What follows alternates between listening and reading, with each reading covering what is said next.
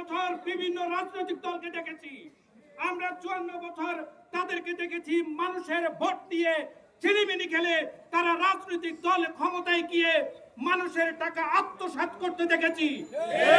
গত 15 বছরে, গত 17 বছরে আমরা দেখেছি প্রায় 27 লক্ষ কোটি টাকা তারা বিদেশে পাচার করেছে। আমরা দেখেছি একজন মন্ত্রীর শুধু 250টার উপরে বাড়ি রয়েছে লন্ডনে। ঠিক এইভাবে করে তারা লক্ষ কোটি জনগণের টাকা নিয়ে ছিনিমিনি খেলেছে। আমাদের দেশের মূল সমস্যা দুর্নীতি। এই দুর্নীতি থেকে যদি মুক্ত করা সম্ভব হয়, শুধু বাংলাদেশের শুধু এলাকার শুধু পানির সমস্যা নয়, আমাদের দেশের মানুষরা যারা চাকরি করতে পারছে না তারা চাকরির সুবিধা পাবে।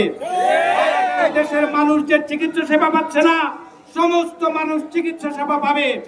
বাংলাদেশ, এই জন্য আমি সবাইকে অনুরোধ করব, শুধুমাত্র বাংলাদেশ জামাত ইসলামী প্রমাণ রেখেছে 2001 সালে 2জন মন্ত্রিত্ব ছিল।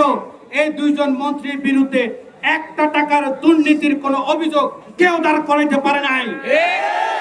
ভাইরা, বাংলাদেশের মানুষ কি চায়? বাংলাদেশের মানুষ এমপি হিসেবে তাদেরকে দেখতে চায় তাদের সাথে দুর্নীতির কোনো লেশ নাই। আমাদের শুধুমাত্র এই ঢাকা 12 আসন নয়, বাংলাদেশের প্রায় 300টা আসনে ইতিমধ্যে এমপি প্রার্থী ঘোষণা দিয়েছে। এই 300টা আসনের এমপি প্রার্থীর বিরুদ্ধে বাংলাদেশের কোথাও কোনো অন্যায় করে তারা অন্যায়ের ব্যাপারে, তাদের দুর্নীতির ব্যাপারে, তাদের টাকা আত্মসাৎ, ঘর জুলুম, চাঁদাবাজির কোনো অভিযোগ বাংলাদেশের কোনো মানুষ দাঁড় করাইতে পারবে না।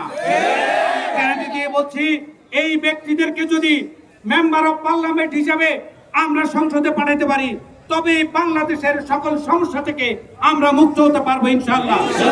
সবাইকে ধন্যবাদ জানিয়ে আগামী দিনে বাংলাদেশ জামাত ইসলামের সমস্ত কর্মসূচিতে, কর্মতৎপরতায়, ভোটের রাজনীতিতে সকল কিছুতে আপনাদের ঐক্যবদ্ধ সহযোগিতার আহ্বান জানিয়ে